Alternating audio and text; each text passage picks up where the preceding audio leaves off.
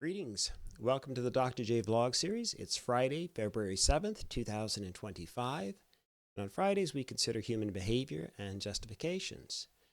And today we have a special presentation with respect to terrorism. I'm actually finishing up a book currently on terrorism. And indeed, the focus of the book is the last half century from 1970 to 2020. So I'm looking at terrorism in a much broader global perspective, international perspective, but also that includes the many instances of domestic terrorism as well. So I thought I'd use today's discussion to talk a little bit about the nature of terrorism, how we typically define terrorism and study it, and share a few insights, some patterns that some of you might find interesting or that you maybe hadn't thought about previously with respect to what we know about the prevalence and the incidence and the different patterns of terrorism over this half-century period. Okay, so what I'm going to do first is talk about the definition of terrorism, and then look at some of the global patterns, and then break it down very specifically in the context of the United States and Canada. All right, so how do we define terrorism? This is a tricky issue. There's no universally agreed upon definition. Across different states, different governments, they define terrorism in slightly different ways typically. And you can appreciate that academicians who study terrorism also have their nuanced ways of defining the issue. So where I start then is I think about the nature of terrorism or what we might classify as terrorism. And the first thing that I think of is terrorism as being a form of self-help. It's violent self-help typically, right, and which we'll get to. But it's the handling of a grievance of some kind or another with aggression.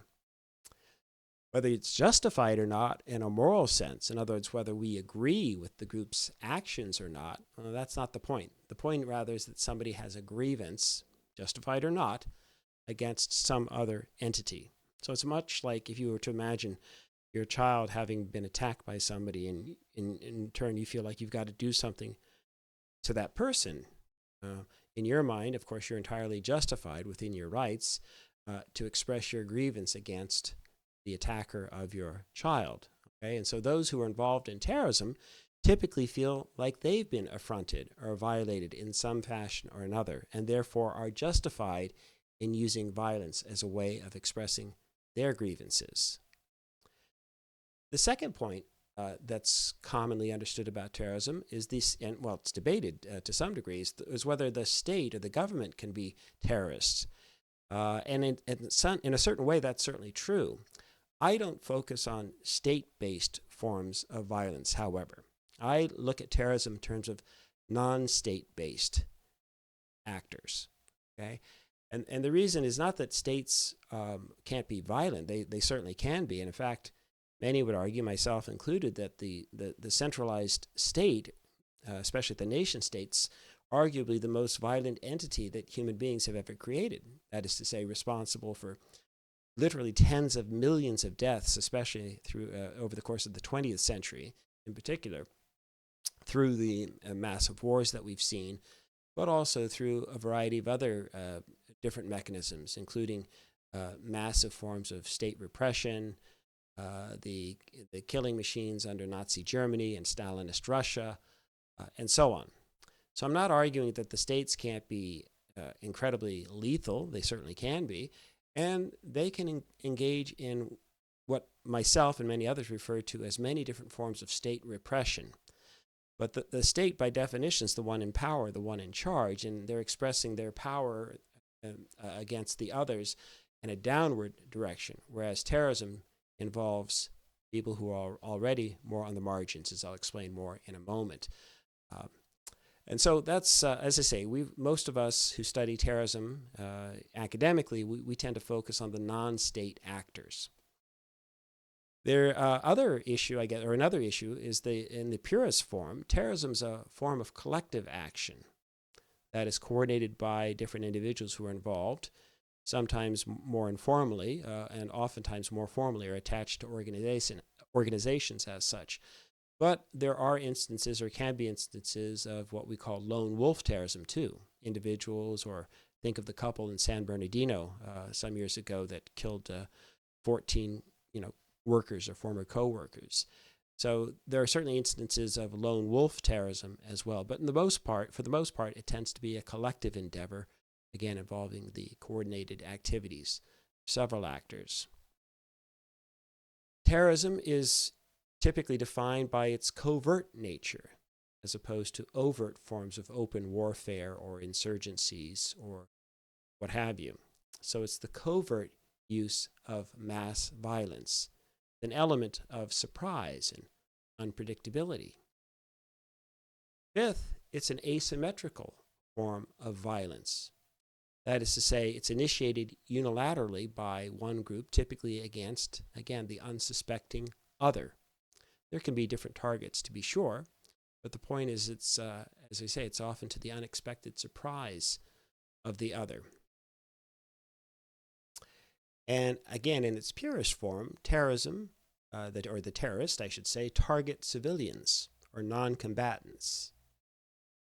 There may be military personnel involved, but the purest forms of terrorism are not the direct attacks on military bases per se, though that happens to be sure, but rather it's where you've got people who are going about their daily business, again, typically unexpectedly and horrifically subjected to some kind of mass attack of some kind, usually involving, in this day and age, high explosives, powerful explosives, sometimes weaponry in the form of high-powered rifles, and so forth.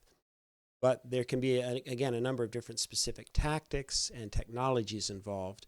You'll recall, some of you, the case of sarin gas being released on the Japan subway. So that's another, delivery method wherein, again, people can perpetrate lethal violence, again, unsuspecting civilians and non-combatants. And one of the more powerful elements of terrorism is the notion of collective liability. That is to say, pure terrorism typically involves some type of collective liability, whereby the victims and the target group are essentially all held liable by virtue of their membership in a particular group that's been attacked. They may have nothing to do with the original grievances per se, or not directly themselves, but they're targeted simply because they represent the larger entity that the terrorist groups, with whom the terrorist group has a grievance or a series of grievances. And finally, there is in terrorism some type of an ideological dimension involved, with some type of a broader purpose or message that's implicated in the use or the threat and the use of unilateral violence. So their actions in that sense are intended to serve some type of a political purpose or to promote change of some kind.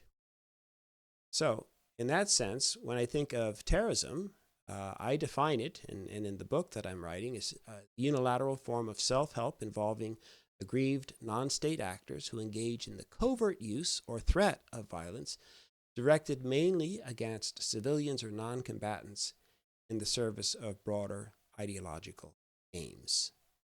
So, yeah, that's quite a mouthful, but I've tried to be as specific as possible so that I don't confuse what I'm referring to as terrorism with other types of insurgencies or other types of violent conflicts. And if we think of it that way, if we define it that way, does the horrific attacks of 9/11 fit the definition? Perfectly. That's why 9/11's, again, not by everybody, but almost universally viewed as an incredibly powerful and really game-changing form of terrorism.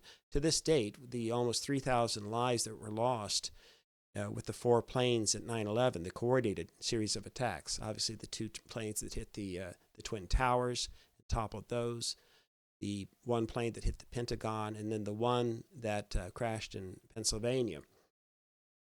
Those 3,000 or nearly 3,000 deaths were, to this day, they remain the largest number of deaths and the largest single-day incident of terrorism in human history. So that's among other reasons why we acknowledge and we remember so vividly, especially those of us who are old enough, exactly where we were at the moment that we heard about the 9/11 attacks. Okay, so with this definition in mind, I want to talk about the empirical side then. Well, what do we know about general patterns of terrorism? It depends on the source that we use, and in my case, I'm particularly interested in the use of the Global Terrorism Database. This is developed by the National Consortium for the Study of Terrorism and Responses to Terrorism. It is a comprehensive resource, or one of the most comprehensive sources, databases of terrorist activities in human history. It's an incredibly comprehensive database, the GTD, we refer to it, that identifies the locations, the perpetrators, the targets, the different weapons and tactics that were used, the casualties involved, and so forth. And as of 2020, we have 50 years of data that span 1970 to 2020 inclusive. Interestingly, for reasons I won't get into in this vlog, we're missing the data from 1993. For my purposes, that works out all right because I substitute one of the years, 2020, and that gives me, if you include 1970 to 2020 inclusive, that gives me exactly 50 years or 5 decades that I can look at. There are almost 210,000 cases in the database through 2020. By the way, there's actually now data for 2021 and preliminary information on 2022. But again, my book just focuses on 1970 to 2020. And again, the reason I like the GTD, and for my purposes it works really well in concert with my definition of terrorism, is because they also focus on non-state actors who engage in terrorism or the threat or the actual use of illegal force and violence by non-state actors to attain whatever ideological aims they're pursuing. And so to be included in the GTD, all of the cases have to meet these 3 inclusion criteria, or at least in the purest form of terrorism. They have to be acts that are aimed at achieving a broader or transformative goal. There has to be evidence that the act is aimed at influencing a broader audience. And the actions have to occur outside of the context of legitimate warfare activities. And so when the coders are reviewing the evidence and have been reviewing the evidence for many years, they're looking at hundreds of different news outlets and other sources of reporting on different incidents around the world. And then they're evaluating each incident on the basis of these 3 main criteria. And they have to meet these 3 criteria to be included in the Global Terrorism Database. However, there's some gray areas, to be sure. And there's some instances where we're not 100% convinced that the action in question meets all 3 of these criteria. And so where there's a question mark, they sort of include that as a question mark. They say, it met 2 out of these 3 criteria. Okay? And so the database is a little bit larger in that sense than it would be if you were to just restrict all of the incidents reported on to those 3 criteria, which is what I've done for the book, just to make things a little simpler and so that there's no question or no debate really about which acts are included as acts of terrorism. So using this most rigorous definition as such, I've reduced the database to just under 180,000 cases that meet all 3 of these conditions.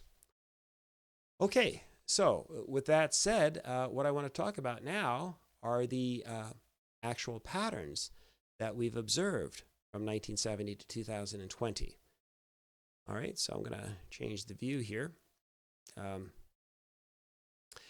Again, if you're viewing this on a phone, it might be a little bit difficult, but here you'll see then the worldwide or global numbers, sheer numbers of terrorist attacks worldwide, and that's in the orange, over the span of the full 50-year period from 1970 through 2020. And then that blue line is the number of deaths attributed to those attacks.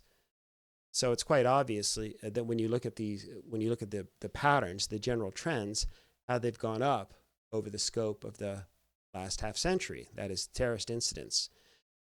They increased indeed for most years since 1970, with the first early peak occurring in 1979 with about 2,400 total incidents worldwide. Then the figures continue to rise somewhat and unevenly through the 1980s until, again, we crested about 1992 with more than 4,000 attacks for the first time. And then the global peaks of terrorism, the total levels, didn't again approach the early 1990s until 2008, even and despite or in the aftermath of the horrific 9/11 attacks. And then something dramatic happened, especially around 2008. The total number of terrorist attacks rose dramatically to levels never seen before in history. So in 2008, for example, the total number of attacks was 4,550, and that represented a better than 50% increase over the previous years. And then the attacks remained fairly comparable over the next few years. And then again in 2012, the numbers climbed rather dramatically again. Okay? And indeed, what we see is over the course of 2013 to 2016, this incredible spike in the number of terrorist attacks for about that 4-year span. The record number of attacks, more than 16,000 attacks occurred in 2014, or sorry, more than 14,000, I said 16,000.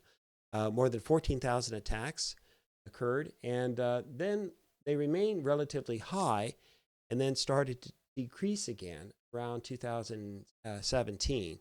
And the good news, I guess, in that sense is we've seen that sort of gradual decline since then. The reason that we saw the spike, though, from 2014 to 2018 was because, in part or in large measure, that those were the peak years of the Islamic State, or ISIS, or ISIL and their activities. So, again, we'll come back to that in just a moment. And for these reasons, too, since from that last decade of the five-decade span, from 2010 to 2020, represented by far the most deadly and the most prolific decade in human history with respect to terrorist activities. So it's not an accident that we express concerns or that a number of people started studying the issues and finding these overwhelming patterns, and especially, as I say, this dramatic uptick in the 2010s. All right, so here we have a chart then looking at terrorist attacks by region and decade. This is quite revealing, and this is a sneak peek of what's in my book, or will be in my book. It's forthcoming this year. But what we see here are the several different regions of the world, from North America to Central America and Caribbean, South America, and so on, and then breaking down Asia into different regions, as well as Europe into Western versus Eastern Europe. Then we have Middle East and North Africa and Sub-Saharan Africa. So we have all these different regions of the world, and what the table presents then are the total number of terrorist attacks broken down by the 5 decades under consideration and then correlated with the different regions. So what we see in terms of the historical evolution of terrorism, the temporal factors, we see that the least amount of terrorism was actually the 1970s. So there were about 9,000 confirmed terrorist attacks that meet all the criteria, in the global terrorism database for the 1970s.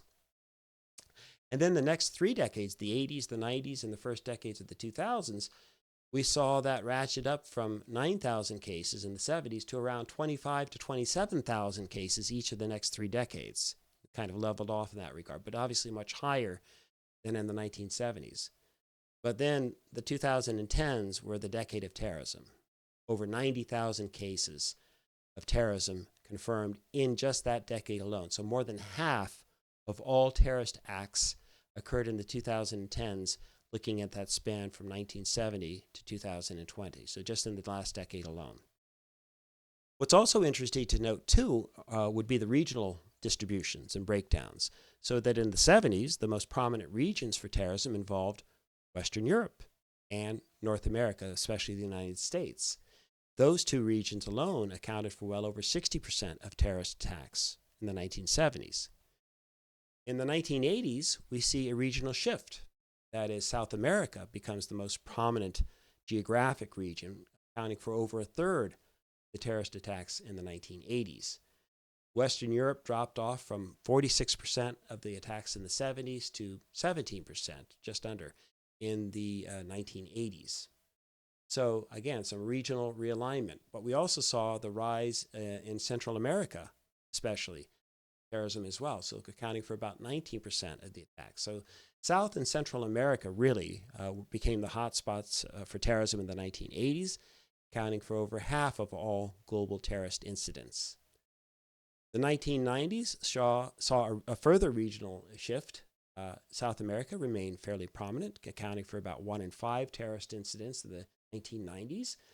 And then instead, what we see is a dramatic rise, in particular, across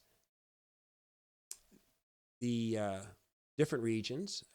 Middle East and North Africa, MENA, more than doubled their overall percentage. So there's almost 18% of the cases occurred in Middle East and North Africa. South Asia also increased fairly dramatically to almost 17% of all of the global terrorist cases. And Western Europe had declined to just under 15% by that time. Then in the first decade of the 21st century, we saw yet a further shift or realignment of terrorism.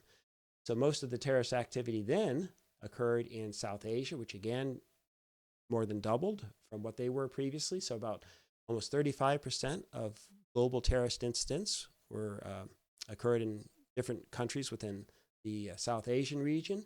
And similarly, the Middle East was up to about 33% of global terrorist instances. Finally, in the most recent decade, again, what I call the decade of terrorism, the 2010s, with over 90,000 confirmed attacks in total, what we see there is, again, South Asia at about 35% of the attacks, and the Middle East and North Africa, MENA, sometimes the acronym that's used, also around 35%. So 70%, over 2/3 of global terrorist attacks were occurring in those particular countries. Also, about another 15% in sub-Saharan African countries. About 7% in Southeast Asia. What's equally remarkable, in my view, is how dramatically terrorism's increased in other parts of the world. So, as dramatic as the incidences are when the terrorism acts are perpetrated in North America and Western Europe, these areas have dropped off dramatically in terms of their overall proportions or percentages of terrorist activity. So, in the last decade, we've seen terrorism certainly in North America, but of the 90,000 plus cases worldwide, only a little over 600 have occurred in North American countries, and therefore less than 1% of all terrorist attacks worldwide. Remarkably, too, Central America and the Caribbean see almost no terrorism anymore either, about 0.1% of all such acts. And same thing with South America, down to only 2%. Again, think back when these regions, both North America and then South and Central America, were the hotbeds of terrorist activities. That's just patently not true any longer, at least in relative terms and compared to the population, global population. Okay, I want to then just look specifically a little bit at the U.S. and Canada. So we'll start with Canada first. I'm a Canadian citizen now as of February 5th. But look at the pattern of Canadian terrorist attacks from 1970 to 2020. You'll see there are many years when there's actually no attacks, especially in the mid to late 1970s, and then periodically thereon. And then finally, we see a bit of a surge or an uptick after 2008 as well. That corresponds to the uptick globally in 2008. And then a surge yet again in 2017, the highest number of terrorist incidents that have ever occurred on Canadian soil. That is 16 acts documented or confirmed to have occurred in Canada in 2017. dropped off again in 2018 and 19, and again, then another mini spike of 13 instances as well. So what happened in Canada? What explains these patterns and the sort of growing concern about terrorism in the Canadian context? Well, just very briefly, what I've done in my book and a big part of my work is I focused on the different kinds of ideologies that the groups are engaged, that the different groups have espoused. Now, this isn't contained in the Global Terrorism Database, so I had to go back in and identify the groups where the groups could be identified, and then identify their ideological orientations. That was quite a bit of work. But what we then find, and by the way, sometimes we don't know, like the groups nobody claims responsibility, or it's uncertain exactly which groups were involved in some of the incidents. Excuse me. But what we see then in the Canadian context is, again, the decade of terrorism, the 2010s, about half of all terrorist attacks from 1970 to 2020 occurred just in the last decade alone. So 61 out of 121 total cases. So who was responsible? Well, about half of those terrorist cases in the 2010 are attributable to racist or hate groups or right-wing extremists. So the real threat of terrorism in the last decade, at least in the Canadian context, has been right-wing extremist, followed by radical Islamist, who accounted for about 20%, about 12 of the 61 cases. Okay? So those are the two groups that have been mostly responsible for terrorism in the Canadian context over the past decade. The racist or right-wing extremist groups, accounting for almost half of all terrorist attacks on Canadian soil in the 2010s, and then the radical Islamist terrorist attacks that we've seen here in Canada, which account for about 20%. And then we have a smattering of other types of terrorism, environmental or animal rights and environmental groups, government protest, left-wing and Marxist, and so forth. Okay? So that's the Canadian context. In the United States, we see a different pattern. And much of the terrorism in the United States, the highest rates or ratios, occurred back in the 60s, quite frankly. I don't have the data for the 1960s in the Global Terrorism Database, and then into the early 1970s. And so 1970 and 71, by far, were the 2 years, at least within the GTD, the Global Terrorism Database, where we saw by far the most incidents of terrorism. And the terrorism back then consisted primarily of leftist groups, Marxist groups, student protest groups, but also black nationalists, Puerto Rican nationalists, and so forth. So there's quite an interesting admixture of different groups who were resorting to terrorist violence in order to again, make their points known and make an impression, or to try to foment change or revolution or whatever the case. And then we see terrorism gradually dropping off through the 1970s and the 1980s, and have remained at fairly low levels as well throughout the, this is all in a relative sense, or relative to the high levels of activity in other parts of the world. And then especially following 9/11, we saw the lowest numbers of terrorist incidents ever in U.S. soil over 2004, 2006, and then even 2009 and 2011. Really small numbers of terrorist attacks, certainly compared to the 1970s and even in the 80s. And then we see again a ratcheting up of terrorism since about 2015. Not a steady rise, but a definitive rise as well. So what's happened then in the U.S. context? Well, what I've done in my book as well is I've broken down the U.S. terrorism both by decade and by the nature of the different groups involved. And that's where you see, again, for the 1970s, most of the terrorism that was occurring then was, again, by left-wing or Marxist groups. They accounted for about 45% of terrorist attacks on U.S. soil in the 1970s. Followed by separatist and nationalist groups at about 25%. And then we've always had a certain segment of society that's perpetrated right-wing terrorism or hate-based terrorism. Those groups too accounted for about 24%. And then just a smattering of other groups. In the 1980s, we saw the separatist and nationalist in the U.S. Well, first of all, we saw a dramatic drop in the total number of terrorist incidents. So from about 1,259 in the 70s to only 428. So, you're talking about a third as many in the 1980s. Again, led by the separatists and nationalists, who accounted for about 30% of those 428 incidents. Followed then by the right-wing and hate groups at about 24%, and then anti-abortionist. This was the heyday for anti-abortionists. This is, the Roe v. Wade in the 70s. Abortion clinics and support for people seeking abortions increased, and so did the attacks on the clinics and on individuals and so forth. So we saw 21% of the terrorist activity in the U.S. was domestic anti-abortionists, blowing up clinics and attacking people and so forth. That persisted through the 1990s, so that in the 1990s, again, we were down to 338 total terrorist attacks, but the most prominent group then was the anti-abortionist, accounting for about 38% of terrorist attacks in the 1990s, followed by animal rights, and I lump them together, animal and or environmental rights groups, who accounted for about 26% of terrorist attacks. The difference being with animal and environmental rights groups is that they rarely, if ever, kill anybody. It's usually property damage or attacks on that are non-lethal in nature. And then right-wing and hate groups still account for about 21% of attacks.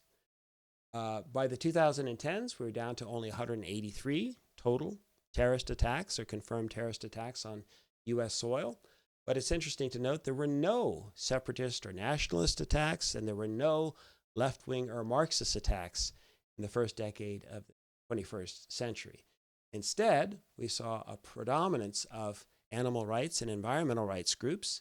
They accounted for about half of the 183 terrorist incidents in the first decade of the 21st century, followed then by anti-government and anarchist groups, about 16% of the attacks. Similarly, about 60% were right-wing or hate groups. And then the anti-abortionists were down to only 8% in that decade. And then the most recent decade, again, we've seen a surge such that we have about as many terrorist, or we witnessed about as many terrorist attacks in the U.S. in the 2010s as we did in the 1990s. But again, the distribution has shifted dramatically with respect to ideological orientations. So in the last decade, the U.S. has experienced by far the most potent and the most pervasive attacks have been right-wing groups, right-wing extremist and hate groups, who've accounted for almost 60%, almost 3 in 5 of the 342 terrorist attacks on U.S. soil in the last decade. So something has changed.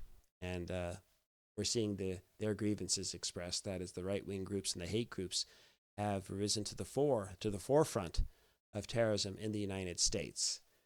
By comparison, we've also seen persistence, a certain degree of anti-government and anarchist terrorist activity, accounting for about 17% of U.S. terrorism, and then finally followed then by radical Islamists, who accounted for about 12% of the attacks on U.S. soil over the last decade, and a smattering of other groups as well. So again, this gives you a sense of the overall patterns of terrorism over the decades and broken down by different groups with different ideologies.